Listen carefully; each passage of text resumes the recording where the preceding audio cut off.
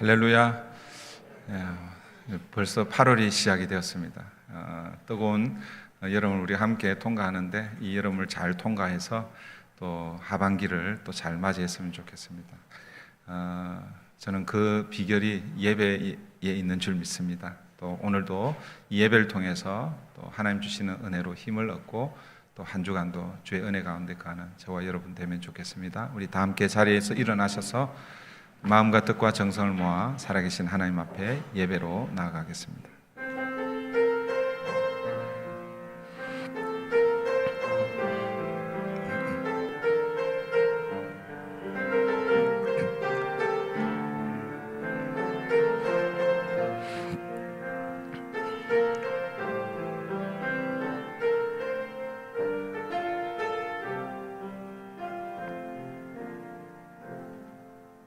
우리는 주의 백성이요 주의 목장의 양이니 우리는 영원히 주께 감사하며 주의 영예를 대대에 전파하리이다.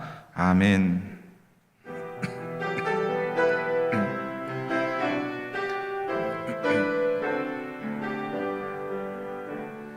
고개 들어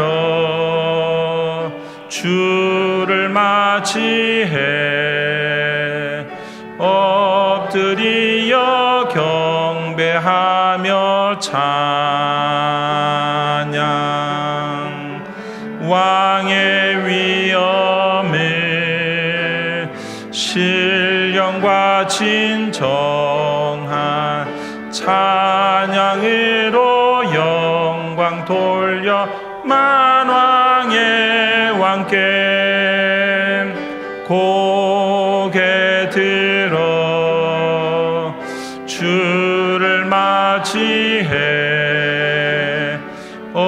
엎드리어 경배하며 찬양 왕의 위엄을 신령과 진정한 찬양으로 영광 돌려 만왕의 왕께 주님을 찬양하오니 주님을 경배하오니 왕이신 예수여 오셔서 좌정하사 다스리소서 주님을 찬양하오니 주님을 경배하오니 왕이신 예수여 오셔서 좌정하사 다스리소서.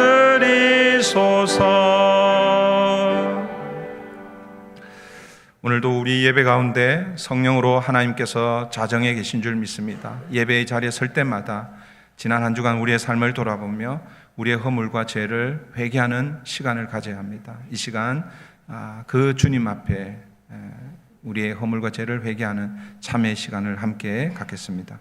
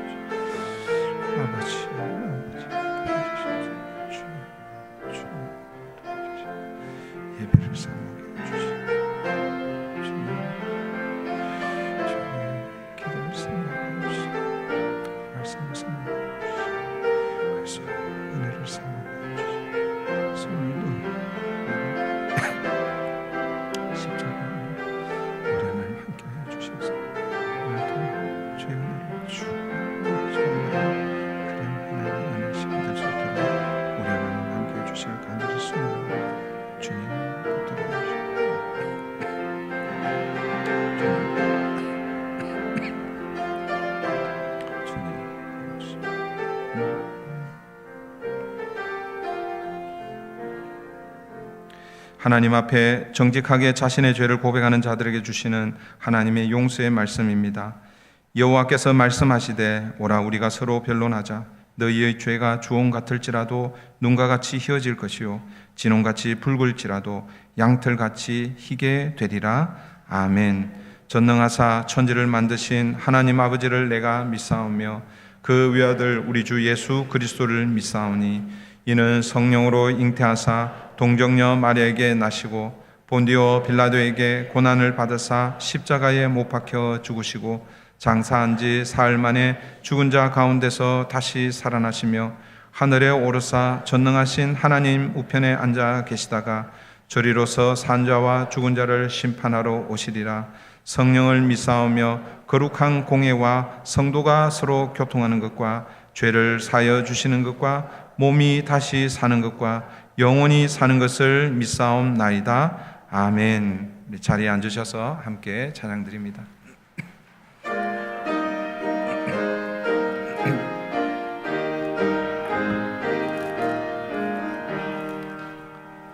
멸류관 벗어서 주 앞에 드리세. 저 천사 기쁜 노래가 온 땅에 퍼지네. 내 혼아 깨어서 주 찬송하여라. 온 백성 죄를 속하신 만왕의 왕일세.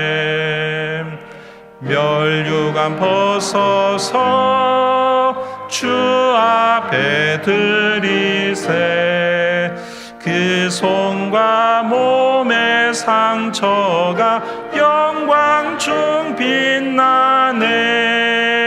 하늘의 천사도 그 영광 보고서 고난의 신비 알고자 늘 흠모하도다. 멸류관 벗어서 주 앞에 드리세. 온 세상 전쟁 그치고 참 평화 오겠네. 주 보좌 앞에서 온 백성 엎드려 그 한량없는 영광을 늘 찬송합니다. 아멘.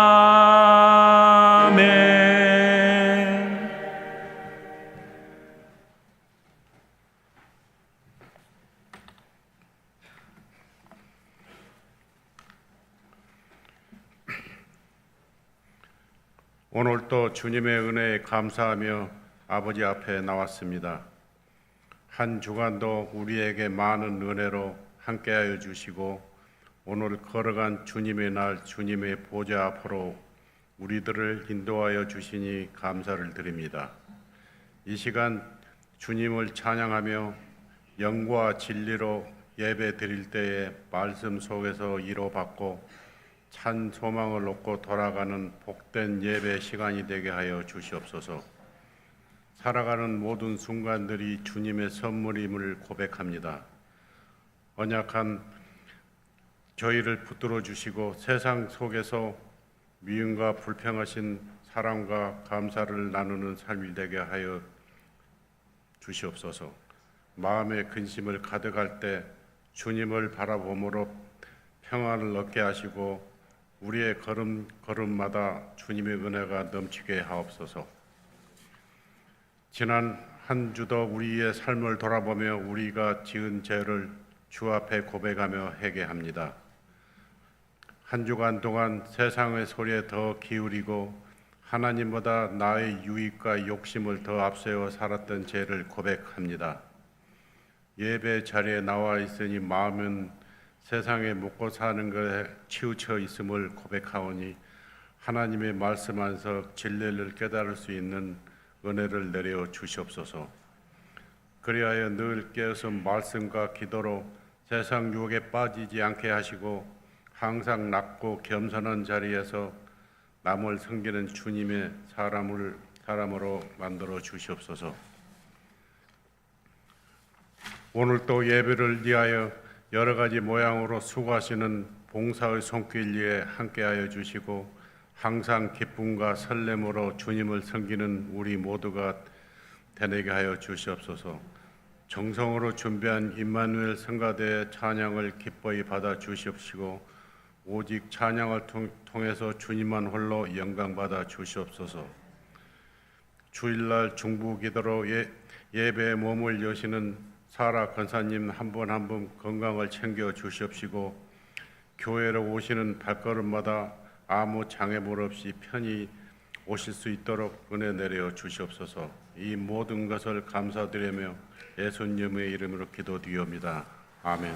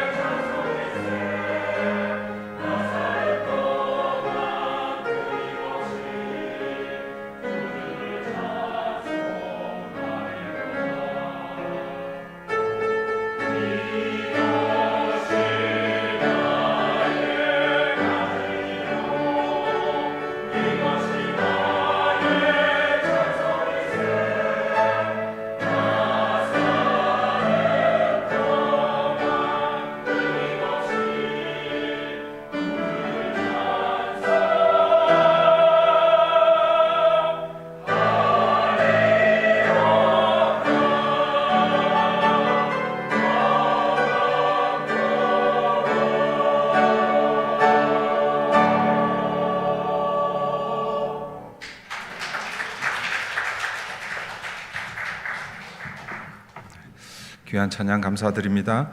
오늘 우리에게 주시는 하나님의 말씀 히브리서 11장 8절부터 10절입니다. 히브리서 11장 8절부터 10절까지 한 목소리로 봉독하도록 하겠습니다. 신약 성경 365페이지입니다. 히브리서 11장 8절부터 10절까지 하나님의 계시의 말씀을 우리 함께 봉독하겠습니다. 다 같이 합니다. 믿음으로 아브라함은 부르심을 받았을 때에 순종하여 장래의 유업으로 받을 땅에 나아갈새 갈 바를 알지 못하고 나아갔으며 믿음으로 그가 이방의 땅에 있는 것 같이 약속의 땅에 거류하여 동일한 약속을 유업으로 함께 받은 이삭 및 야곱과 더불어 장막에 거하였으니 이는 그가 하나님이 계획하시고 지으실 터가 있는 성을 바랐음이라. 아멘. 오늘은 믿음으로 아브라함은이라는 제목으로 하나님의 말씀을 함께 나누겠습니다. 우리는 계속해서 히브리서 11장에 나타난 믿음의 선진들에 대해서 살펴보고 있습니다. 오늘은 네 번째 믿음의 사람, 소위 믿음의 조상이라고 불리는 아브라함에 대해서 우리가 아브라함의 믿음은 어떤 믿음인지 함께 살펴보기를 원합니다. 아브라함 믿음을 통해서 말씀하시는 핵심은 한 가지인데, 오늘 본문에서는 한 가지인데 한 세 가지 정도로 이렇게 나누도록 그렇게 하겠습니다. 첫 번째, 아브라함의 믿음의 출발을 우리가 먼저 좀 살펴보아야 합니다. 아브라함의 믿음의 출발이 어디인가, 어디서부터인가? 질문이 조금 이상한데, 아브라함의 믿음의 출발이 자기 자신으로부터 시작되었는가, 아니면 누구로부터 시작이 되었는가? 짐작하시겠죠? 우리는 우리의 믿음이 언제나 우리 인간 편에서 우리의 믿음을 고백할 때 나의 믿음, 내가 믿는다라고 이렇게 표현하지만, 사실은 만약에 그렇게, 제가 여러 번 말씀드렸죠, 그죠? 내가 그렇게 믿으면 나의 믿음이 얼마나 불안한지 모른다고 그랬죠. 그래서 우리 인간 편에서 우리가 내가 믿는다라고 이렇게 표현하지만, 그러나 우리 안에 믿음을 시작하신 분이 누구라는 거예요? 하나님이십니다. 우리 성경 전체로 보면 하나님이시고, 이제 히브리서 12장에 가면 예수 그리스도께서 믿음을 시작하시는 주인이시고, 믿음을 온전하게 하시는, 맞춰주시는 분이 예수님이시다. 그 주님을 바라보라라고 이렇게 말씀하고 있습니다. 그래서 오늘 본문을 통해서도 아브라함의 믿음의 출발이 무엇인가, 아브라함 자기 의지의 결단인가, 아니면 하나님이신가, 하나님의 부르심인가라는 것이죠. 8절을 한번 보십시오. 8절입니다. 믿음으로 아브라함은 부르심을 받았을 때에 순종하여 장래 유업으로 받을 땅에 나아갈새 갈 바를 알지 못하고 나아갔으며. 여러분, 이 말씀은 창세기 12장 전반부에 나타나는 하나님께서 아브라함을 부르시고 그 부르심에 응답한 아브라함의 이야기를 요약적으로 그렇게 말씀하고 있습니다. 여러분, 창세기 12장의 내용은 신앙생활을 오래 하신 분들은 사실은 대부분 다 아실 것입니다. 하나님께서 아브라함을 부르시는, 아브라함의 소명장이라고 보통 이야기하는데, 하나님께서 아브라함을 부르시는 장면이 창세기 12장 전반부에 소개가 되어 있죠. 여러분, 아브라함의 고향이 어디입니까? 갈대아 우르입니다. 갈대아 우르에 있는 그 아브라함을 1차적으로 하란으로 하나님께서 먼저 인도하셨습니다. 그런데 그 하란에서 어디로 와야 되는 거예요? 가나안 땅으로 와야 되는데, 그런데 이 갈대아 우르에서 하란까지 올 때는 아버지 데라와 그리고 자기 조카들 다 데리고, 어떻게 보면 가문을 이끌고 사실은 하란까지 왔습니다. 근데 거기 하란에서 우리 창세기 11장에 보면 아버지 데라가 죽습니다. 아버지 데라가 죽고 난 이후에 창세기 12장에서 하나님이 다시 아브라함에게 나타나셔서 아브라함을 부르고 계시죠. 너는 너의 본토 친척 아비 집을 떠나 내가 내게 지시할 땅으로 가라. 이 하나님의 부르심, 이 부르심에 아브라함이 응답하는 것이죠. 순종으로 응답하는 것. 이 창세기 12장이 어떻게 보면 아브라함에게 있어서 믿음의 출발지라고 그렇게 부를 수 있습니다. 그런데 여기서 우리가 한 가지 생각해 볼 것이 있습니다. 창세기 12장을 읽어가다 보면 마치 아브라함이 자신의 의지, 자신의 결단으로 자기의 고향, 친척, 아버지 집을 떠난 것처럼 보입니다. 그런데 여러분, 이 아브라함의 하나님의 말씀 앞에 순종하여 자기 고향, 친척, 아버지 집을 떠나는 그 장면을 여호수아서와 그리고 신약에 오면 사도행전에서 이 부분을 다시 재해석해 주고 있습니다. 그런데 이 여호수아와 사도행전에서는 아브라함이 자기 고향을 떠나는 그 주체를 아브라함 자신에게 두지 않습니다. 그러니까 누구에게 두냐면 하나님께 두고 있습니다. 아브라함이 여러분 한번 생각해 보세요. 아브라함이 고향을 떠나는 것, 자기가 결심하고 결정하고 그렇게 떠나는 거잖아요, 그죠? 그래서 우리가 볼 때는 아브라함이 떠나는 것처럼 그렇게 보입니다. 그런데 여러분, 여호수아 24장, 이제 여호수아를 마무리하면서 마지막 당부하고 여호수아 24장에서 여호수아가 죽게 되는데, 그때 이 조상을 언급하면서 어떻게 표현을 하고 있느냐. 먼저 여호수아 24장 2절 3절을 제가 인용을 하면, 여호수아가 모든 백성에게 이르되 이스라엘의 하나님 여호와께서 이같이 말씀하시기를 옛적에 너희의 조상들 곧 아브라함의 아버지 나홀의 아버지 데라가 강 저쪽에 거주하여, 이 강 저쪽이라는 것은 사실 두 가지 의미가 있습니다. 첫 번째는 갈대아 우르 를 의미하기도 하고, 그 다음에 이제 그 갈대아 우르에서 떠나와서 하란이죠. 하란에 머물, 양쪽을 다 생각할 수 있습니다. 거기에 거주하여 다른 신들을 섬겼으나, 그 다음에 3절 이어지는 말씀이 이렇게 시작됩니다. 내가 너희의 조상 아브라함을 강 저쪽에서 이끌어내어 가나안 온 땅에 두루 행하게 하고.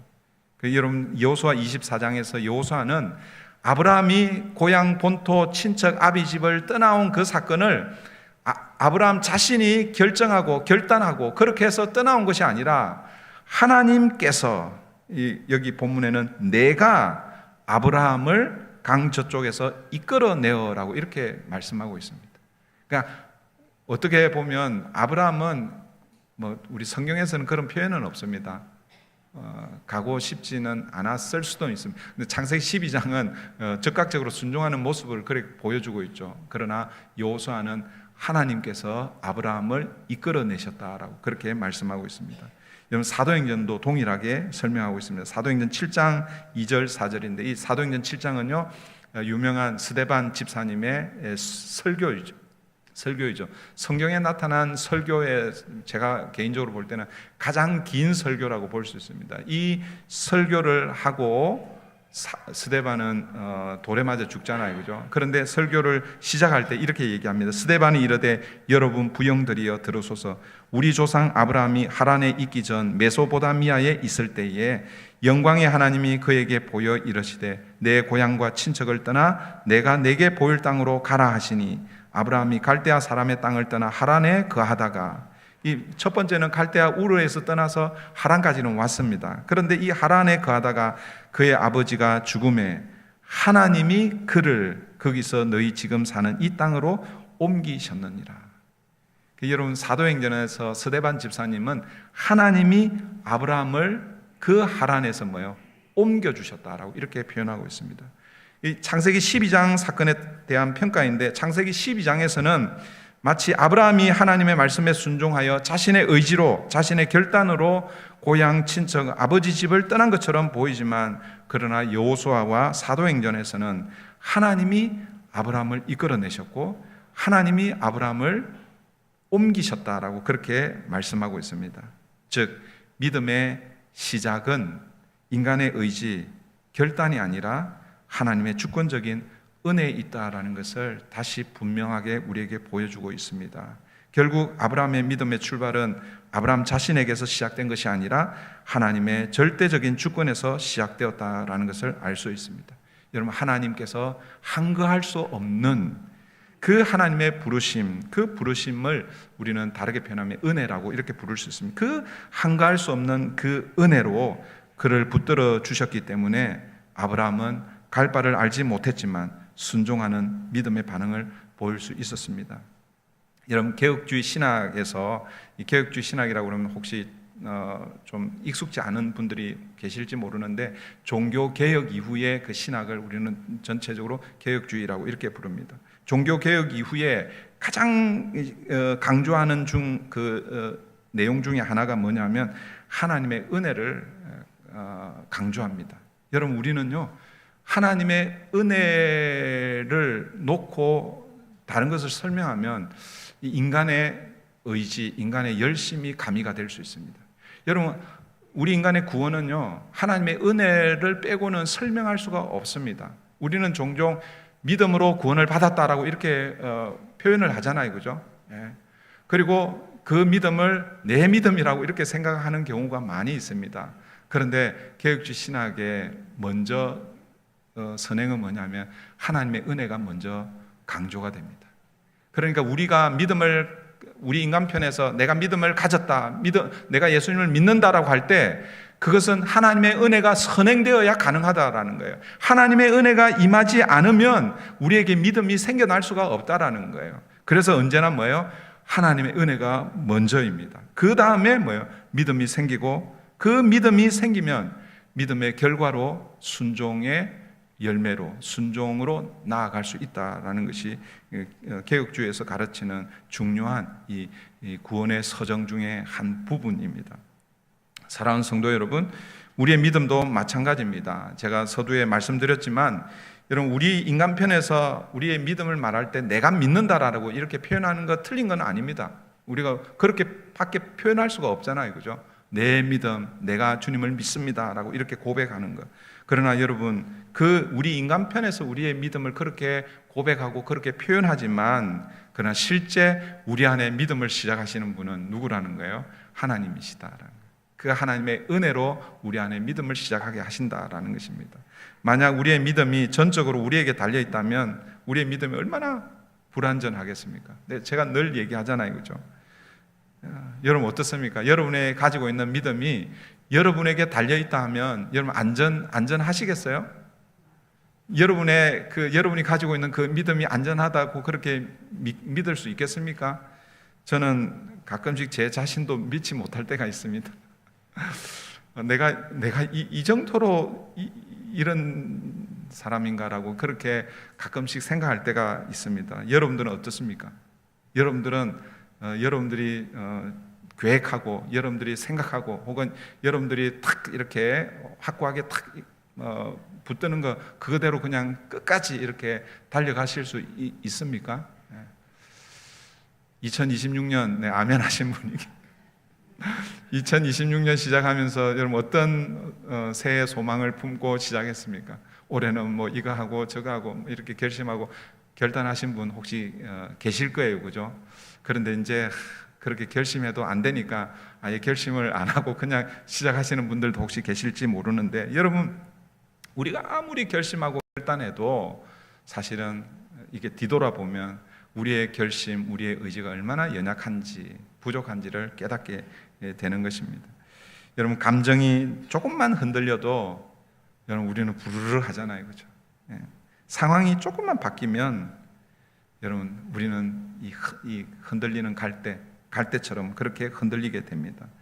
그런데 여러분, 다행히도 성경은 우리의 믿음의 시작과 우리의 믿음의 끝을 우리가 하고 우리가 마치는 것이 아니라 하나님께서 하신다라고 말씀하십니다. 너희 안에 착한 일을 시작하시는 이가 그리스도의 예수의 날까지 이루실 줄을 확신한다라고 사도 바울이 그렇게 고백합니다. 그리고 이제 앞으로 우리가 살펴보게 될 히브리서 12장 2절에, 사실은 히브리서 12장 1절 2절은요, 히브리서 이제 나중에 우리가 다시 살펴보겠지만 히브리서 11장 전체의 결론입니다. 결론. 무엇이냐면 히브리서 11장은 믿음의 정의, 히브리서 11장 1절부터 3절에서 믿음이 무엇인지 믿음의 정의를 소개하고, 그 다음에 4절부터 이제 믿음으로 산, 그 믿음의 정의를 따라서 산 믿음의 사람들을 다양한 스펙트럼으로 그 믿음을 소개하고, 그런데 결국 그 믿음을 시작하게 하신 분이 누구냐? 예수 그리스도라는 거예요. 그래서 뭐예요? 믿음의 주요 또 온전하게 하시는 이인 예수를 바라보자라는 거예요. 믿음의 삶은 그냥 일요일 되면 그냥 습관적으로 교회 와서 예배드리고, 그리고 또 한 주간 또 여러분 각자의 삶의 자리에서 또 살고 하는, 이게 믿음의 삶이 아닙니다. 그 믿음의 삶의 한 부분적인 모습일 수는 있습니다. 여러분, 믿음의 삶은 여러분 믿음의 주요 온전케 하시는 예수 그리스도를 바라보며 이 땅을 걸어가는 것, 이것이 믿음의 삶인 줄 믿습니다. 그래서 여러분 우리가 뭐예요? 안전한 거예요. 감정이 흔들리고 상황이 바뀌어서 너무 힘들고 어려워서 그래서 믿음을 포기할 것처럼 보이지만, 그러나 여러분들이 믿음을 포기한다고 해도 하나님이 시작하신 믿음이기 때문에 하나님이 포기하지 않는다라는 거예요. 그 이유가 예수님이 우리의 믿음의 주인이시고 우리의 믿음을 완성하시는 분이시기 때문에 그렇습니다. 이 사실을 여러분 믿음의 여정에서 우리가 늘 기억해야 합니다. 그럴 때 우리의 믿음, 우리의 구원이 안전한 것입니다. 우리의 믿음, 우리의 구원의 안전함은 내가 얼마나 열심히 신앙생활 하느냐, 내가 무엇을 붙들고 사느냐, 여기에 있는 것이 아니라 하나님이 우리를 붙들어 주시는 것, 여기에 있다라는 것을 여러분 기억하셔야 됩니다. 히브리서 11장에서 믿음의 정의와 믿음의 사람들을 소개하면서 계속 강조하는 포인트는 하나님이 약속하신 것은 미래의 것으로, 미래의 것이라고 이렇게 표현하니까 조금 이상하게 들릴 수 있는데, 그런데 미래의 것이라는 것은 결국 뭐냐면 잘 보이지 않는다라는 거예요. 이게 믿음의 사람들이 걸어갔던 이 믿음의 중요한 포인트 중에 하나입니다. 눈에 보이고 확신하고 그걸 붙들고 현실을 붙들고 그렇게 달려간 것이 아니라 지금은 당장 보지 못하지만, 그래서 히브리서를 처음 믿음의 정의를 시작할 때 믿음은 바라는 것들의 실상이라고 그렇게 말씀하고 있습니다. 바라는 것들은 지금 이미 있는 게 아니에요. 지금 있지는 않지만, 그러나 앞으로 오게 될 것, 그것을 믿는 것, 이것이 실상으로 실제하는 것으로 믿는 것. 지금 당장은 보이지 않지만 그러나 증거로 우리에게 와 있는 그것을 믿는 것, 이것이 믿음인 것입니다. 여러분, 아브라함은 바로 그의 생애를 통해서 보이는 것으로가 아닌 보이지 않는 것을 믿음으로 순종한 사람이다라는 것입니다. 하나님이 아브라함을 부르실 때, 여러분, 너는이 아니고 하나님 아브라함을 부르실 때 너는 내가 내게 지시할 땅으로 가라라고 이렇게 했을 때에 하나님께서 그 땅이 어디에 있고 어떤 모양이고 이렇게 자세하게 하나님께서 그렇게 설명해 주시지 않습니다. 무슨 얘기냐면 하나님께서 아브라함이 한꺼번에 다 보고, 그래서 너 이해됐지? 이게 내가 너에게 줄 땅이야, 그렇게 하나님이 아브라함을 부르시고 그렇게 보내지 않았다는 거예요.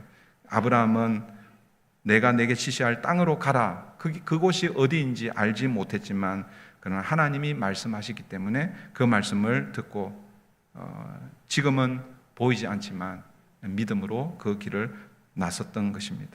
이것은 어떻게 보면 매우 위험한 모험, 도전처럼 보입니다.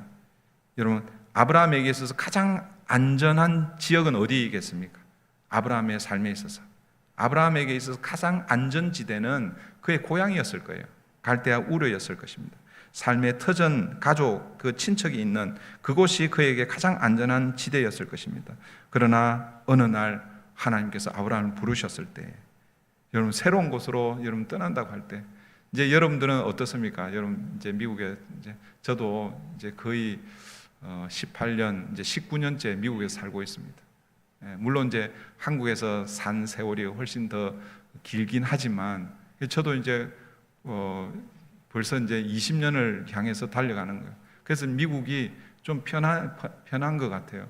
근데 만약에 하나님께서 야, 이제 그 브릿지 교회 사역 그만두고 저기 어디로 가라고 그럴까요?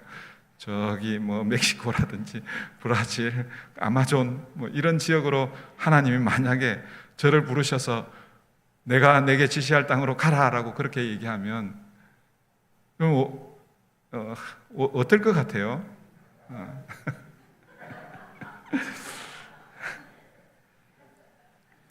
그래, 하나님이 말씀하셨으니까 내가 가야지, 이렇게 반응할 수도 있겠지만, 여러분, 안정되어 있는 이 자기의 터전을 떠난다는 것이 사실은 참 쉽지가 않습니다.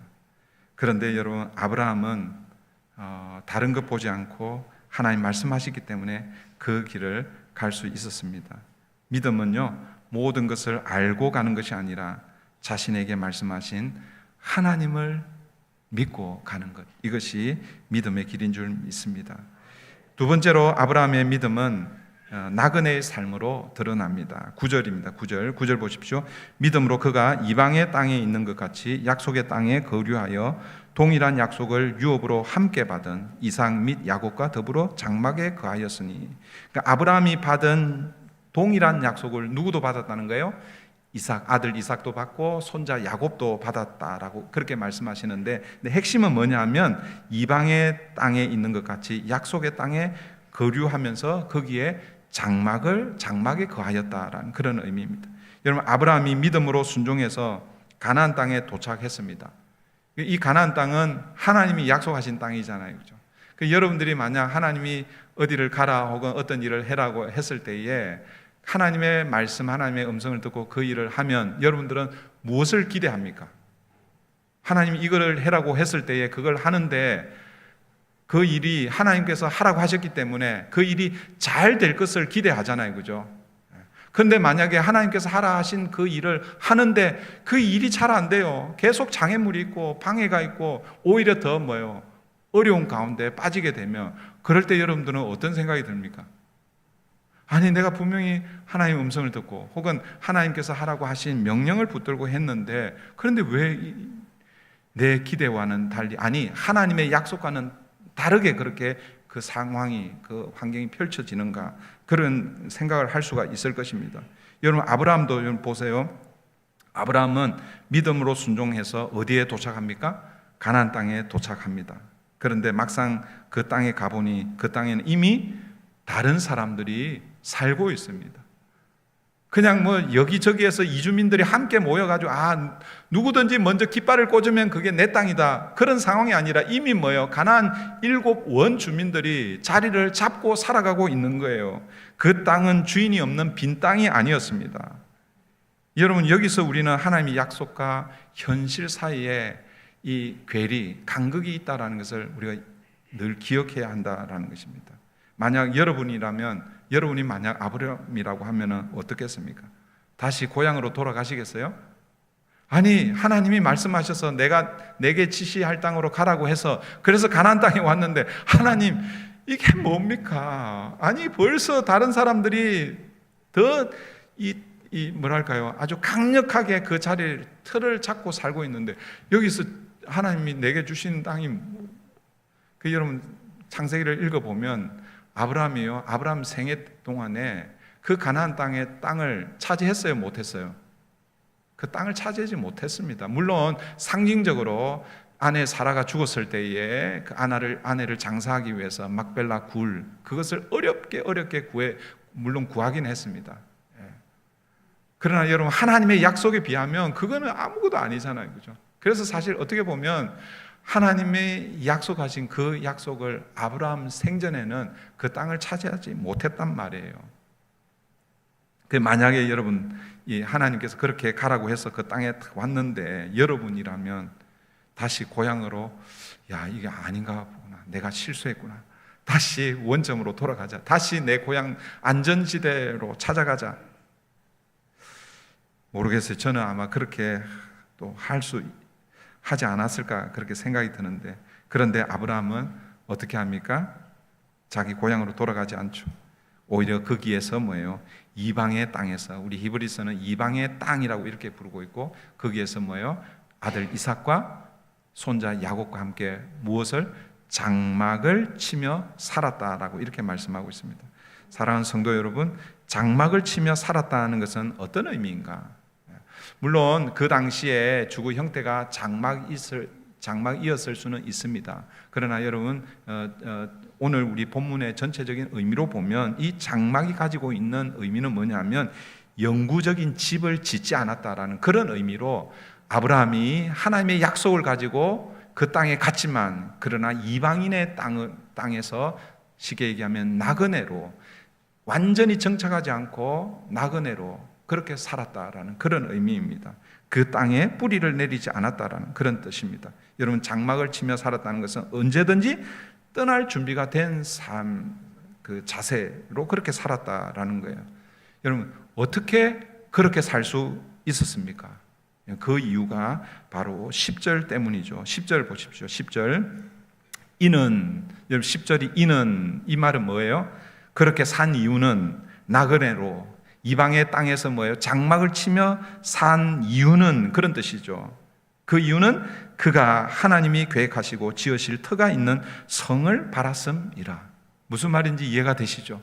하나님께서 지시한 땅이 1차적으로는 가나안 땅이었지만 그러나 아브라함은 그 가나안 땅이 영구히 거할 땅이 아니다라는 것을 알았다라는 거예요.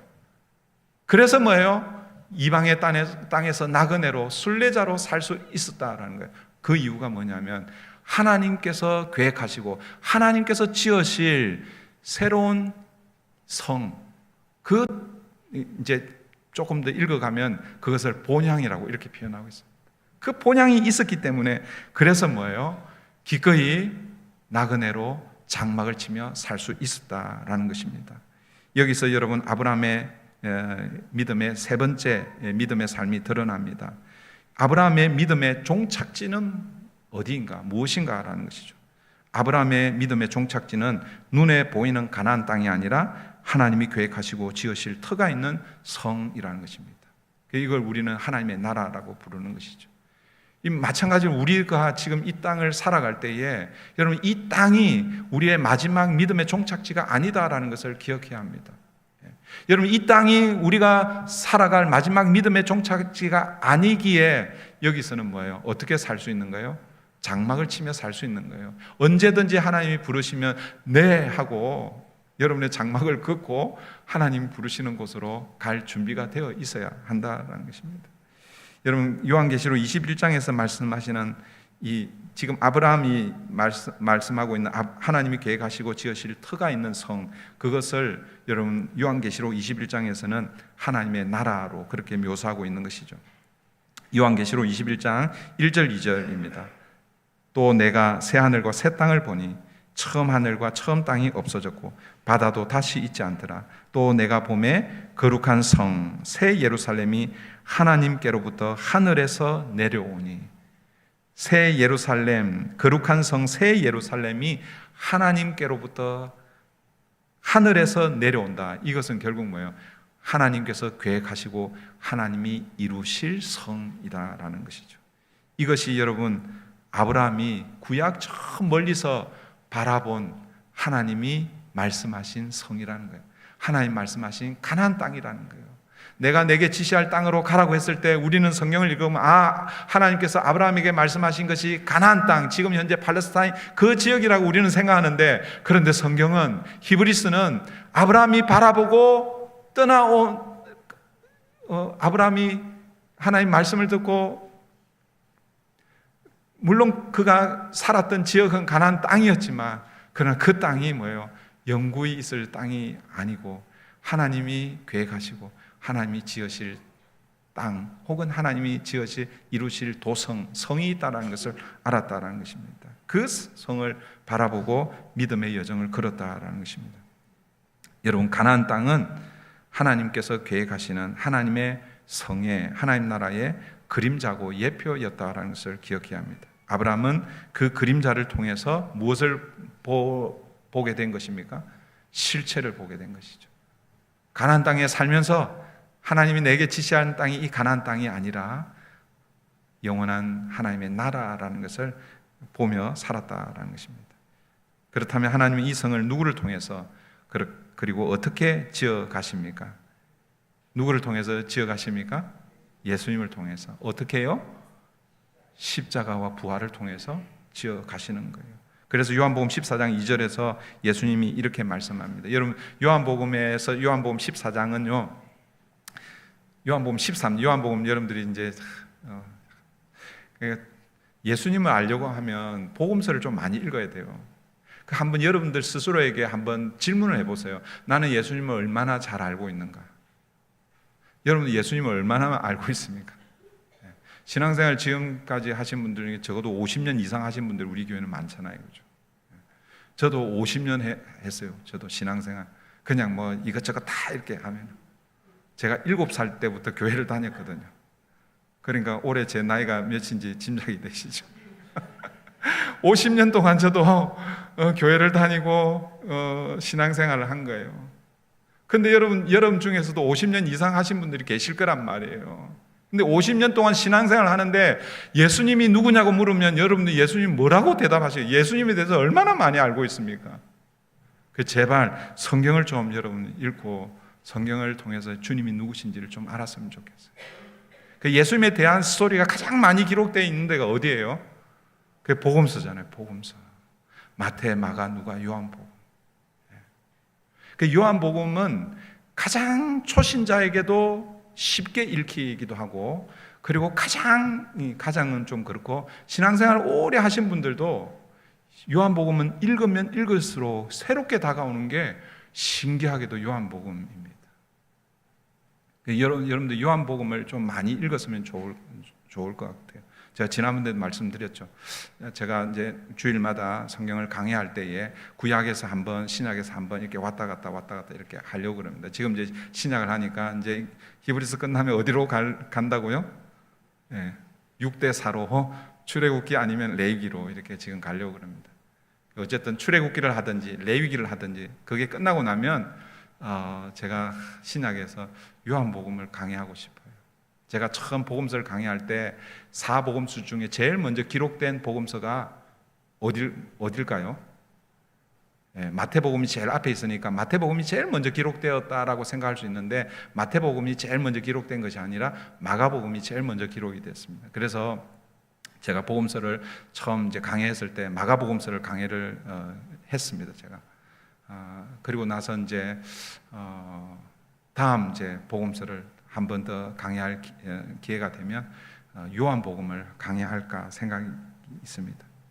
네, 어쨌든 이 요한복음 14장이 앉아 있는 자리가 어디냐면 요한복음 13장은요 목요일 날 저녁 예수님이 제자들과 마지막 유월절 만찬을 하고 그 만찬하는 장면은 마지막 식사 장면은 요한복음에서는 기록하지 않습니다. 요한복음에서는 마지막 유월절 식사 대신에 뭘 기록하냐면 그 식사 중에 제자들의 발을 씻기는 장면이 요한복음 13장에 기록이 되어 있습니다.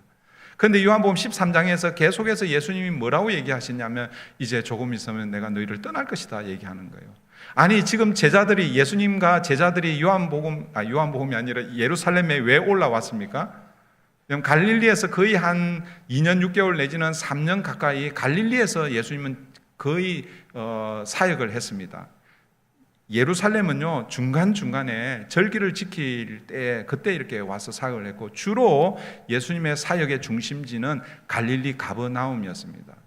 그런데 마지막 이제 예수님의 사역을 앞두고 갈릴리에서 예루살렘으로 올라와서 예루살렘에서 일주일이 아니 정확하게 하면 한 5일, 6일 정도 시간을 보내는데 그런데 제자들이 예수님과 함께 예루살렘 올라올 때 제자들이 무슨 기대를 하고 올라왔어요? 이제 때가 되었구나. 예수님이 예루살렘에 올라가시면 이제 임금 왕이 되시고 그리고 이제는 로마로부터 우리를 자유케 하고 해방하여서 이제 다시 뭐예요? 이스라엘 나라, 하나님 나라를 회복하실 것. 이것을 기대하고 제자들이 예수님을 따라서 어디까지 온 거예요? 지금 예루살렘까지 올라온 거예요. 그래서 지금 월요일 날 올라오셔가지고 주일, 오늘 우리 시간으로 일요일 날 올라와서 예루살렘으로 입성하시고 월, 화, 수, 목요일까지 이제 지내시면서 목요일 날 저녁에 마지막 이제 그때는 마지막인 줄 몰랐겠죠. 제자들은 그죠. 근데 유월절 식사를 전통적으로 유월절 식사를 이제 함께 하는 거예요. 그런데 거기서 예수님 뭐라고 말씀하십니까? 떡을 떼면서 이것은 너희를 위하여 찢기는 내 몸이다. 받으라 먹으라 말씀하죠. 잔을 들어서 이것은 너희를 위하여 흘리는 내 언약의 피다. 받으라 마시라 그렇게 말씀하십니다. 예수님의 죽으심을 상징적으로 비유적으로 그렇게 말씀하시는 거예요. 12장에서는 요 13장 전에 12장에서는 한 알의 밀이 땅에 떨어져 죽지 아니하면 한 알 그대로 있고 땅에 떨어져 죽으면 많은 열매를 맺을 것이다. 여러분 예수 그리스도의 십자가 사건을 통해서 예수님이 죽으셔야 하나님의 자녀들, 많은 하나님의 자녀들을 구원하실 것을 비유적으로 말씀하고 있는 거예요. 그 하나의 이 밀은 결국 예수님의 십자가의 죽으심을 상징적으로 얘기하는 거예요. 12장에 그렇게 얘기하셨죠. 13장에서 이 떡을 떼면서 잔을 나누면서 그렇게 얘기하셨죠. 제자들의 발을 씻기시면서 너희가 다 나를 떠날 것이다 얘기하시는 거예요. 그리고 예수님도 뭐요? 내가 너희를 잠시 떠날 것이다 이렇게 얘기하는 거예요. 그리고 나서 뭐예요? 14장으로 넘어오는 거예요. 14장으로 넘어오는데 그런 분위기 가운데서 제자들이 어떤 마음이 들었겠어요? 예루살렘으로 올라올 때는 예수님이 임금이 되시면 우리가 예수님 주변에서 한 자리씩 찾아서 이제 유대 땅을 다스릴 이런 기대를 가지고 왔는데 예수님이 자꾸 떠난다고 그러니까 죽는다고 그러니까 그들에게 염려와 걱정이 생기는 거예요. 그런 예수님께서 그런 제자들을 바라보시면서 뭐라고 권면하시는 거예요? 너희는 마음에 근심하지 말라. 나를 믿으니 또 아버지를 믿으니 또 나를 믿으라. 그렇게 말씀하시면서 그 다음에 요한복음 14장 2절에서 예수님 이렇게 말씀하시는 거예요. 내 아버지 집에 거할 곳이 많도다. 그렇지 않으면 너에게 일렀으리라. 내가 너희를 위하여 거처를 예비하러 가노니. 여러분, 이 말씀은 예수님이 하늘 어딘가에 우리가 상상하는 앞으로 우리가 살게 될 어떤 그 집, 맨션, 아파트 뭐 이런 걸 지으러 가는 것으로 그렇게 우리가 생각하는데, 여러분, 이 말씀은 그 말씀이 아니죠. 이 말씀은 예수님께서 십자가 부활을 통해서 그 성을, 그 거처를 예비하실 것이다 라는 그런 의미입니다. 여러분, 아브라함이 바라본 그 성은 결국 누구를 통해서 이루어지게 되는 거예요? 예수 그리스도를 통해서 이루어질 그 성을 바라본 거예요. 그러니까 여러분, 아브라함이 그 저 먼 구약의 저 먼 시점에서 무엇을 바라보고 있는 거예요? 하나님이 계획하시고 하나님이 이루실 성을 바라보는데, 그런데 그 성을 누가 이루신다는 거예요? 예수 그리스도께서 십자가 부활을 통해서 이루시는 거예요. 그러니까 결국 아브라함은 누구를 보게 되는 거예요? 예수님을 보게 되는 거예요. 그래서 여러분, 구약의 믿음의 사람들도 사실은 다 누구를 믿고 누구를 바라보았느냐? 아직 눈에 보이지는 않지만, 그러나 하나님이 약속하시는 여자의 후손 메시아를 바라보면서 나그네 길, 믿음의 여정을 걸어왔다라는 것입니다. 사랑하는 성도 여러분, 아브라함이 가나안 땅에서 나그네로 살면서도 그의 믿음이 흔들리지 않을 수 있었던 이유는 여러분 단 하나입니다. 그는 하나님이 계획하시고 지으실 성을 바라보았기 때문에. 그런데 그 성을 누구를 통해서? 예수 그리스도를 통해서 이루신다는 그것을 보았기 때문에 그렇습니다. 오늘 저와 여러분은 어디를 바라보고 이 땅을 살아가고 있습니까? 여러분, 죄송한 얘기지만 이 세상의 것들은요, 영원할 것처럼 보이지만 사실은 다 사라지게 될 것입니다. 여러분이 가지고 있는 생명도 어느 순간에는 사라질 거예요. 여러분의 건강도 여러분 사라질 것입니다. 여러분 가지고 있는 재물도 사라질 것입니다. 물론 여러분 손에서 그냥 사라지는 것이 아니라 여러분이 죽으면 그 재물을 가지고 가지 못한다는 거예요. 그래도 자녀들에게 남겨는 주지 않습니까? 이렇게 말씀하시는 분들 혹시 계실지 모르지만 그런 내용이 그런 차원이 아니죠. 결국 여러분, 우리의 명예도, 여러분 이 세상에서 우리가 생각하는 가장 안전하다라고 하는 그 안전지대들이 언젠가는 다 사라지게 될 것입니다. 그러나 여러분, 하나님이 계획하시고 하나님이 지으실 그 성은 영원합니다. 그 성이 여러분 우리의 믿음의 종착지라는 것을 여러분 기억하시기를 바랍니다. 그런데 그 성을 누가 어떻게 이루신다고요? 예수님이 십자가와 부활을 통해서 이루신다라는 것입니다. 사랑하는 성도 여러분, 이제 말씀을 맺습니다. 오늘 우리는 아브라함의 믿음을 통해서 세 가지를 우리가 살펴보았습니다. 첫 번째는 아브라함의 믿음의 출발입니다. 아브라함의 믿음의 출발은 자기 의지, 자기 결단이 아닙니다. 창세기 12장은 마치 하나님의 말씀을 들었을 때 아브라함이 결심하고 결정하고 그렇게 떠난 것처럼 그 믿음의 출발이 자기에게 있는 것처럼 보이지만, 그러나 여러분, 요수아와 사도행전은 하나님이 그를 이끌어내셨고 하나님이 그를 옮기셨다라고 그렇게 말씀하고 있습니다. 우상 숭배의 가정에서 태어난 아브라함을 하나님이 주권적으로 부르시고 그렇게 해서 아브라함의 믿음을 시작하셨다라는 것이죠. 여러분, 우리도 마찬가지입니다. 우리가 먼저 하나님을 찾은 것이 아닙니다. 가끔씩 이런 분들이 있습니다. 나는 스스로 예수를 믿었습니다. 그러니까 거의 대부분 이렇게 설문조사를 해보면 거의 대부분 70%, 80% 이상이 다 누구를 통해서 교회를 다니고 예수를 믿게 되었습니다. 그렇게 얘기합니다. 그런데 가끔씩 어떤 분들은 스스로 교회 나와서 스스로 예수를 믿었다라고 이렇게 생각하는 분들이 계십니다. 제가 얘기하죠. 그게 우리 인간편에서 그렇게 표현하는 것이지, 여러분 개혁주의 신학을 가지고 있는 분들은 그렇게 말하면 안 되는 거예요. 하나님의 은혜로 하나님이 내게 찾아오셔서 나를 여기까지 인도하셨습니다. 이끌어 주셨습니다. 이게 우리의 고백입니다. 여러분, 하나님이 언제나 먼저 우리를 찾아오십니다.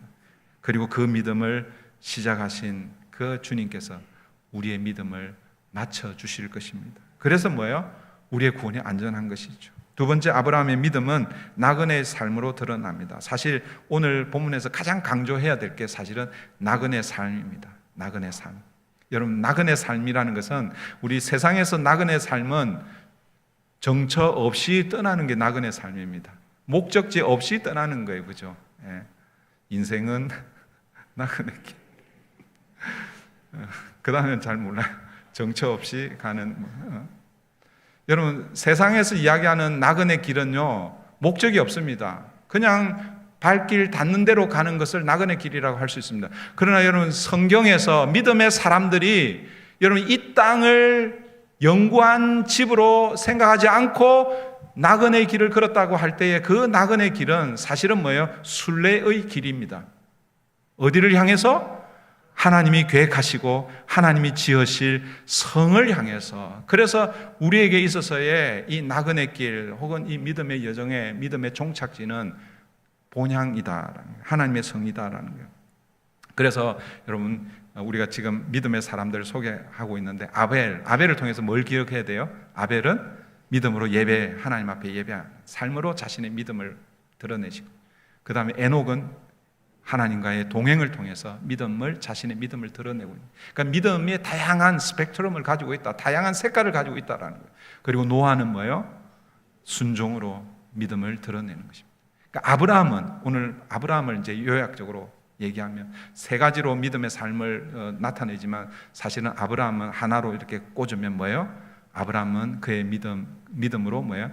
순례의 길을 걸은 거예요. 나그네라고 하면 아까 금방 말씀드린 대로 정처 없이 떠나는 것이 나그네의 그런 이미지가 있기 때문에, 이 나그네의 삶을 다르게 표현하면 순례자의 삶입니다. 여러분, 오늘 저와 여러분은요, 순례의 길을 걷는 사람들입니다. 순례의 길이라는 것은 뭐예요? 종착지가 분명히 있다라는 것이죠. 그 종착지가 어디입니까? 그러니까 오늘 본문에서 하나님이 계획하시고 하나님이 지으실 성입니다. 그것을 우리는 하나님의 나라로 그렇게 부릅니다. 그리고 그 성으로 들어갈 수 있는 길을 누가 열어주셨다고요? 예수님께서 십자가 부활을 통해서 열어주셨습니다. 사랑하는 성도 여러분, 우리는 이미 그리스도 안에서 그 성에 속한 자들입니다. 아브라함은 멀리서 바라보면서 소망하면서 그렇게 걸어갔던 그 길인데, 우리는 이미 뭐예요? 그 주님, 오신 그 주님을 통해서 이미 그 성을 실체로 확보한 상태에서 마지막 주님이 재림하실 때 완성하실 것을 믿고 걸어가는 순례자라는 것을 여러분 기억하시기를 바랍니다. 그러므로 오늘도 그리고 내일도 우리의 삶이 나그네처럼, 나그네의 삶처럼 여러분 불안하게 느껴질 그런 순간들이 있을 것입니다. 여러분, 그럴 때에 여러분 기억하십시오. 우리는 세상 사람들의 나그네 길이 아니라 하나님이 계획하시고 지으실 그 성이 있다라는 것을 기억하고, 그 성을 향해서 사실은 나그네라기보다는 순례의 길을 걷는 것이 저와 여러분의 삶인 줄 믿습니다. 그래서 이 땅을 살아갈 때 우리는 누구를 붙들고 살아가야 되겠습니까? 믿음의 주요 또 온전하게 하시는 예수 그리스도를 바라보며 오늘도 그 성을 향해서 순례의 길, 나그네의 길을 걷는 저와 여러분 되기를 바랍니다. 기도하겠습니다. 하나님 아버지, 감사합니다. 오늘 아브라함의 믿음을 통해서 우리의 믿음의 출발이 어디에서 시작이 되었는지, 내가 예수님을 믿는다고 하지만 그러나 하나님의 은혜가 아니면 하나님 우리의 믿음이 시작할 수 없다라는 것을 다시 한번 기억합니다. 그리고 우리의 믿음의 여정은 우리가 비록 한 곳에 정착하며 사는 것처럼 보이지만, 그러나 여기가 종착지가 아님을 오늘 아브라함을 통해서 다시 확인하게 해주시니 감사합니다. 우리의 믿음이 우리 자신에게 있지 않고 믿음의 주요 온전하게 하시는 예수 그리스도께 있음을 날마다 기억하며 살게 하여 주시옵소서. 그래서 이 세상에서 비록 나그네로 살아가는 우리지만 그러나 우리의 종착지는 하늘의 성, 본향에 대한 그 성, 본향을 바라보며 소망을 가지고 이 땅을 사는 우리 모든 성도님들 될 수 있도록 우리 하나님 함께해 주시옵소서. 감사하며 예수님의 이름으로 기도하옵나이다. 아멘. 우리 찬송가 543장 우리 찬송 부르면서 드려진 예물 하나님 앞에 올려드리겠습니다.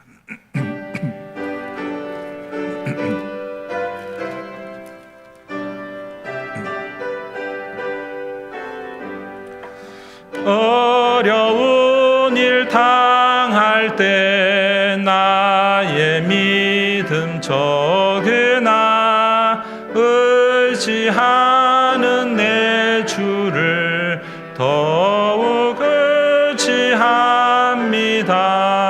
세월 지나갈수록 의지할 것뿐일세. 무슨 일을 당해도 예수 의지합니다. 성령께서 내 마음에 밝히 비춰주시니 인도하심 따라서 주만 의지합니다. 세월 지나갈수록 의지할 것뿐일세. 무슨 일을 당해도 예수 의지합니다. 밝을 때의 노래와 어두울 때의 기도로 위태할 때 도움을 주께 간구합니다. 세월 지나갈수록 의지할 것뿐일세. 무슨 일을 당해도 예수 의지합니다. 생명 있을 동안에 예수 의지합니다.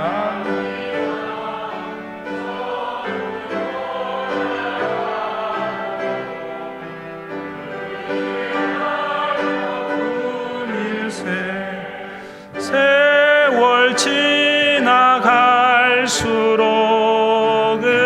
의지할 것뿐일세. 무슨 일을 당해도 예수 의지합니다. 좋으신 하나님 감사합니다. 오늘도 새로운 한 주간을 시작하는 첫날 구별하여 하나님 앞에 예배로 나오게 하시니 감사합니다. 오늘 우리의 삶이 아브라함의 삶을 통해서, 아브라함의 믿음을 통해서 우리의 믿음의 출발이 내 자신에게 있는 것이 아니라 하나님의 부르심에 있다는 것, 하나님의 은혜에 있다는 것을 다시 한번 확인합니다. 그 부르심 앞에 순종하는 삶은 나그네의 삶이고, 나그네의 삶은 정처 없이 그냥 떠도는 삶이 아니라 하나님 계획하시고 하나님이 예비하시는, 하나님이 이루실 그 성을 바라보며 걷는 삶이라고 오늘 말씀하셨습니다. 그 믿음을 붙들고 오늘 사는 우리 모든 성도님들 되게 도우시고, 오늘도 그 하나님의 은혜에 감사하여 주님 앞에 나올 때 여러 가지 제목으로 하나님 앞에 귀한 예물을 올려드렸습니다. 드려진 예물마다 우리 하나님 받으시고 하나님의 나라와 주의 영광을 위해서 귀하게 쓰임받을 수 있도록, 사용될 수 있도록 우리 하나님 함께하여 주시고, 또 한 주간도 각자의 삶의 자리에서 오늘 우리 함께 찬양한 것처럼 예수님을 더욱 의지하는 그런 우리 모든 성도님들 다 될 수 있도록 주여 인도해 주시옵소서. 감사하며 예수님의 이름으로 기도하옵나이다. 아멘. 지난주 암송구절 우리 다 같이 하겠습니다. 다 같이 합니다. 시작. 믿음이 없이는 하나님을 기쁘시게 하지 못하나니 하나님께 나아가는 자는 반드시 그가 계신 것과 또한 그가 자기를 찾는 자들에게 상 주시는 이심을 믿어야 할지니라. 히브리서 11장 6절 말씀 다 같이 합니다. 시작. 믿음이 없이는 하나님을 기쁘시게 하지 못하나니 하나님께 나아가는 자는 반드시 그가 살아 계신 것과 또한 그가 자기를 찾는 자들에게 상 주시는 이심을 믿어야 할지니라. 히브리서 11장 6절 말씀 이번 주 암송구절입니다. 시작. 믿음이 없어 하나님의 약속을 의심하지 않고 믿음으로 견고하여져서 하나님께 영광을 돌리며 약속하신 그것을 또한 능히 이루실 줄을 확신하였으니. 로마서 4장 20절 21절 말씀 이 말씀의 주체는 누구냐면 아브라함입니다. 아브라함. 오늘 우리 아브라함에 대해서 살펴보았는데, 항상 말씀 저 암송 구절이 있을 때 앞뒤 이렇게 본문을 같이 이렇게 살펴보면서 묵상하고 외우면 좀 오래 기억이 됩니다. 그러니까 함께 이번 한 주간도 말씀을 읽고 묵상하고 또 암송하면서 하나님과 동행하는 저와 여러분 되면 좋겠습니다. 우리 네, 제가 이번 이제 내일부터 휴가가 시작이 됩니다. 한 주간 보통 때보다는 한 주간 늦게 시작하는데, 우리 그 주중 새벽 예배는 매일 성경 순서에 따라서 여러분 개인적으로 이렇게 묵상하시고, 그렇게 해서 이 믿음의 이 뭐랄까, 이 믿음의 뭐라고 그래야 되나? 믿음의 속도라 그래야 되나? 믿음의 걸음을 이렇게 이제 목사님 휴가니까 2주 동안 푹 쉬자 그러지 마시고, 여러분이 정한 시간에 말씀을 읽고 또 우리 매일 성경 해설되어 있는 부분을 이렇게 보면서 여러분 마음에 와닿는 부분들이 있다면 그 말씀을 또 생각하고 묵상하고 그렇게 또 한 주간 또 그렇게 살기를 바라고, 토요일은 우리 전도사님이 토요 새벽 예배는 인도하십니다. 그래서 이번 주 토요일 날 우리 함께 나오셔서 같이 이번 주 토요일은 전도사님이 우리 목자들이 요즘 읽고 있는 책이 있는데 하이델베르그 요리 문답입니다. 아마 우리 전도사님이 이번 주 토요일은 하이델베르그 요리 문답을 아마 그 중에서 이렇게 요약을 해주시든지 아니면은 그 말씀을 전할 거예요. 이 교리가 사실 참 중요합니다. 그래서 이번 주 토요일 날 기대하시고 그렇게 함께 참여하셔서 함께 하시면 좋을 것 같고요. 그 다음에 주일 날도 우리 전사님이 또 저를 대신해서 또 하나님의 말씀을 전합니다. 여러분 함께 또 귀한 은혜 받는 그런 시간 되면 좋을 것 같아요. 우리 EM 교육부가 예전하고 다르게 올해는 BBS를 3번에 나누어서 그렇게 썸머 캠프라는 이름으로 그렇게 하고 있습니다. 6월 20 며칠 날 한 번 했고, 그 다음 7월 25일 2번 했고, 이제 8월 15일 날 이제 마지막 3번째 썸머 캠프를 이제 또 준비하고 있습니다. 여러분들 계속 기도해 주시고, 이 주변에 있는 우리 학생들 또 가정이 이렇게 와서 또 우리 교회와 연결되고, 그리고 EM이 또 잘 서갈 수 있도록 위해서 같이 기도해 주시면 감사하겠습니다. 우리 8월 22일 날 우리 멕시코 테카테 하나님 나라 군대 교회, 이름이 하나님 나라 군대 교회입니다. 그 교회 우리가 지금 거의 한 4, 5년째 지금 연결해서 지금 사역을 하고 있는데, 그 멕시코 현지 교회 목사님하고 연결이 돼서 그렇게 사역을 하고 있습니다. 혹시 아마 이때도 아마 더울 것 같은데 그래도 기도해 주시고 함께 참여하실 분들은 미리 준비해서 그렇게 함께 하면 좋을 것 같고요. 이번에는 우리 우리 그 교육부에서 한 그 썸머 캠프 우리 데코레이션하고 이런 것들을 가지고 가서 BBS 일일 BBS 하고, 그리고 또 우리 KM이 또 점심 같이 교제하고 그렇게 돌아올 예정입니다. 또 새학기 학용품도 그렇게 전달하려고 그렇게 합니다. 계속 그 리사이클링 우리 잘 해주시고요. 저 리사이클링 한 저것이 우리 그 테카테 교회에 그 교육관 건물 이렇게 세우는데 아주 귀하게 일조하고 있습니다. 여러분들 함께 기억해 주시고 잘 감당해 주시면 감사하겠고요. 오늘 우리 교회에 등록하신 분이 계십니다. 우리 지난 한 달 정도 이렇게 계속 출석해 오시다가 오늘 지난주에 아마 기도하시고 결정하시고 등록하신 줄 압니다. 우리 김훈 집사님 또 김은영 집사님 잠깐 일어나시면 환영하겠습니다. 네, 감사합니다.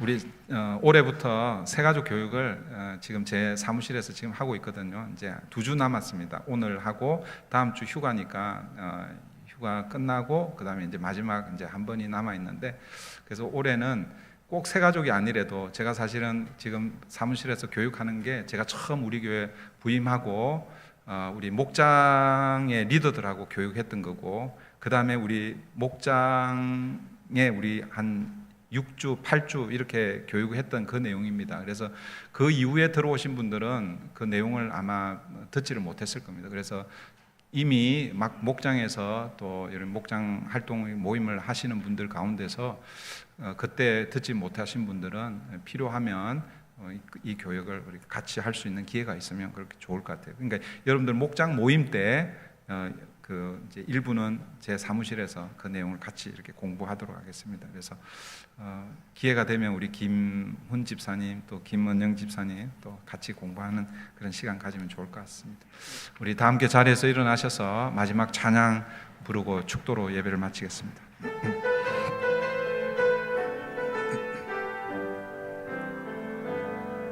내게 허락하신 시련을 통해 나의 믿음 더욱 강하게 자라나고 험한 산과 골짜기 지나는 동안 주께 더 가까이 나를 이끄시네.